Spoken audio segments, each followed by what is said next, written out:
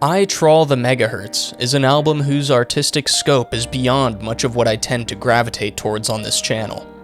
I'd go as far as saying I'd have thought it was some artsy, pretentious bullshit had I not listened to it and shed a single tear like some kind of bitch. This album is one of those albums that sticks with you for a while. It's an emotional journey, a work of art whose expression of humanity is done in such a way that there are no words to describe it other than beautiful. But anyways, enough gushing about an album that I'm reviewing. My name is Cracksmoker96, your favorite virtual idol, and today we're going to talk about the last album that Sam Hyde cried to. And to give you a better general overview of this project, allow me to introduce the man himself, my good friend, Sam. Take it away, man. Good luck to you out there. Osmosis Jones, what is the last piece of art, music, or cinema that made you shed a tear? Real answer to that, probably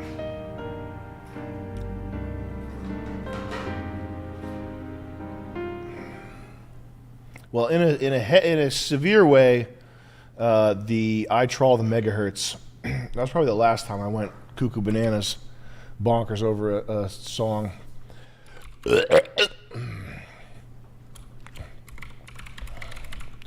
But this this right here, Trawl the Megahertz complete. So Google epic fail. I'm like, he's gonna get his cock cut off by the cigar cut. Okay, this guy right here, Paddy McAloon, is a British pop guy, prefab sprout. So this music, it's like poppy British music, but it's a cut above. Like the lyrics have depth. Yeah. And it's real. The lyrics have like real depth to it. And this guy right here, Paddy McAloon, he got tinnitus, so his like ear, he couldn't even listen to music anymore for decades. And he was just like fucked up for decades. Like the thing that he loved, he couldn't do. Yeah. And he got his hearing back, and when he got his hearing back, he made this, which is just like a weird spoken word, ambient, like very strange. Fuck, man. I'm good. It's okay. I'm good. Don't worry about it. I'm okay. I'm good, yeah. And then before that, it was the Halo commercial. And I don't really know if my audience is like big Sam Hyde fans or not, but there's a video that exists, a very legendary clip, and it's titled Sam Hyde crying, parentheses, not in caricature, very emotionally sad. And through this clip and through the Sam Hyde crying video, Sam has this very interesting method of coping with experiencing genuine human emotion in which he tries to laugh it off or say, uncouth things that sort of try to distract from the fact that he has an emotional reaction to something. So by cross-referencing this clip with other videos of Sam Hyde being genuine, you can see that he really does like this album. He genuinely did cry to this album last, He might describe it as cuckoo bananas, he might describe it as whatever he likes, but this album touched him. And I think it could touch you too, in a way that only your uncle could. For it.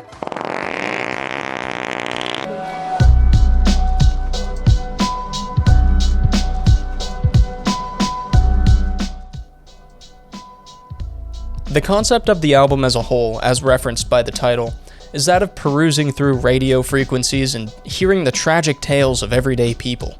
It's like turning the dial on a radio, and you're hitting different stations, each of which tells the story of a person's life.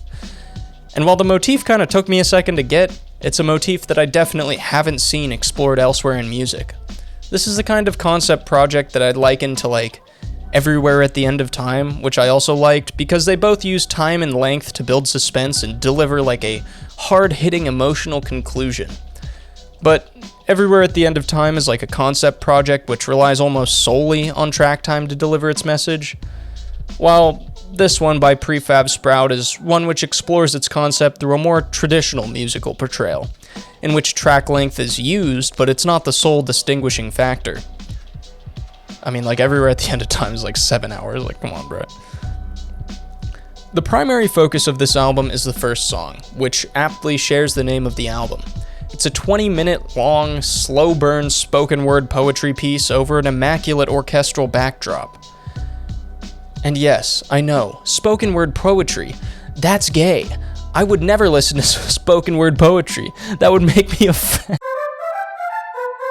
I'm cutting that out. Shut up. And the rest of this album is similarly styled instrumental music. And while yeah, it's definitely great, the first song is really what draws people into the work. The rest of the album is kind of designed to just let you sit with what the first song puts you through. And yeah, I know there's one other song with lyrics, but we'll get to that. It's not as important. The titles of the tracks following the first song also seem to make reference to parts of the different stories explored in the poetry. They're titles that don't seem too tragic when viewed individually, but paint a very sad picture when viewed in tandem with one another. But, as you might have assumed, this review will mainly focus on the centerpiece, because, you know, it's the centerpiece, the first song. Man, this whole script is fucking garbage. Why did I do this? Man, you know I'm a sucker for string sections.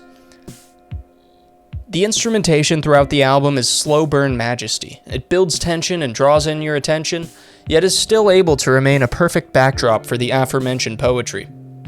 These lyrics are delivered in a tragically melancholic tone of voice, a tone who communicates not boredom, not sadness, but simple neutrality. They altogether tell the story of the everyman, of the individual lives of people going through hardship, the passion, the tears, the memories. The words are verbose and poetic, carefully curated to instill feelings of relatability in spite of their pretentious nature. While the stories are varied in their subject matter, and the metaphors are sometimes hard to piece together, what you'll find is that every single one of them is relatable in a way. They're articulated in such a way that... Alright, dude, listen.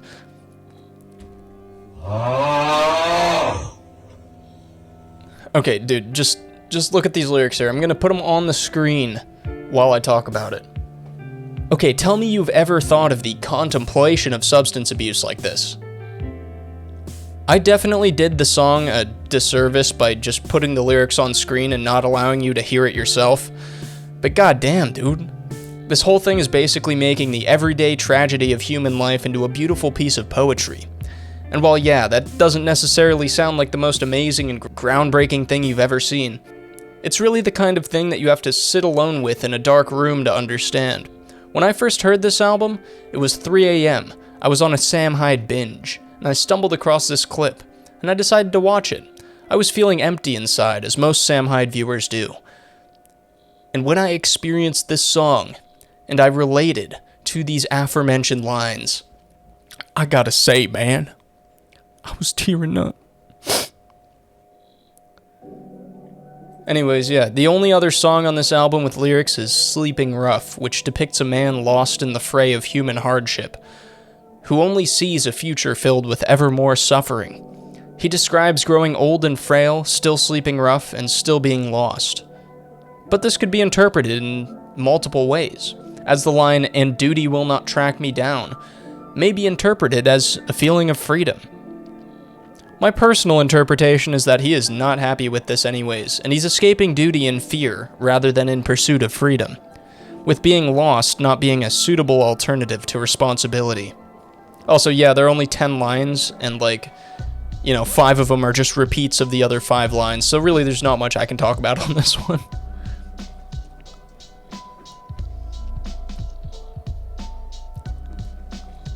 It's been a while since I've sat down and listened to something made to be a true expression of beauty.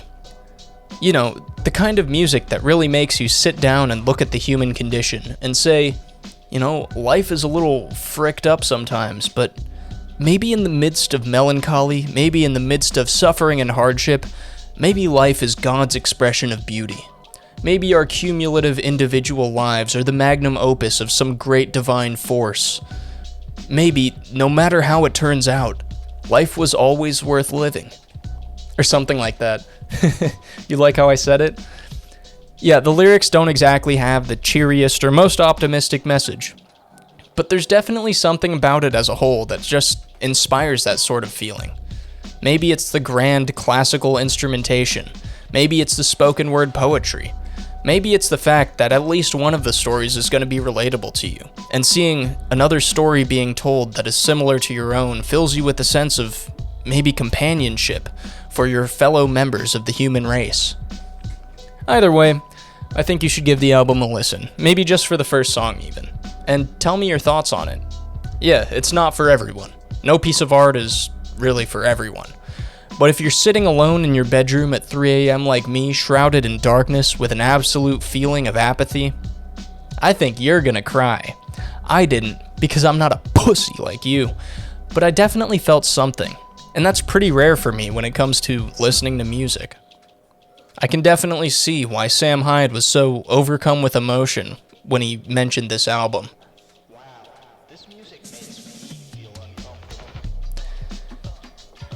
But yeah, anyways, on the Epic Music rating score, I'm going to give this one probably like a 9.2, 9.1. Yeah, this thing hits hard. This thing's baller. The only reason I didn't give it a 10 is because spoken word poetry's gay. So yeah, anyways, thanks for watching, and as always, Subscribe to make me feel better about my regrets. hey, you. If you don't like this video, your parents are going to die. I'm going to kill them, personally. Yeah, that's right, so you better like the video, and don't you even think about disliking this video. If you dislike this video, I'ma kill all your pets, I'ma kill your siblings, I'ma kill your cousins, first, second, third, fourth. Basically, you're gonna be alone. Yeah, you don't want that, do you? What you want? Hot sandwich. If you like this video right now, I'ma give you a hot sandwich. So please, please like the video. Yo, wait, what? It's time for Patreon shoutouts? It's time for Patreon? Oh my god. Yeah, check it out. My Patreon has dropped substantially. That's awesome. Anyways, special thanks and special shout out to Willow Sushi, Vershi, Thick Melon, Tech9, Sad Femme, Prisoner Suicide, Polar, Night of the World, Derpy Doug, Chemicalist, Chairfruit. And for our pseudo-intellectual supporters, we've got Slow Slicing, That Little Green Dog Man Sows, The Homie Maroney, Misos Al Pinks, Conscious Junk, and Zucchini. And last but most certainly not least, we've got our one and only aficionado of degeneracy, Alec. Thank you guys all so much for your support, even though I haven't been the best virtual idol, I know. Hey, hopefully I'll make a comeback, but I say that every time, so I'm not even gonna try to promise it this time. Thanks for watching. I hope you all keep it real. Yeah, keep it real.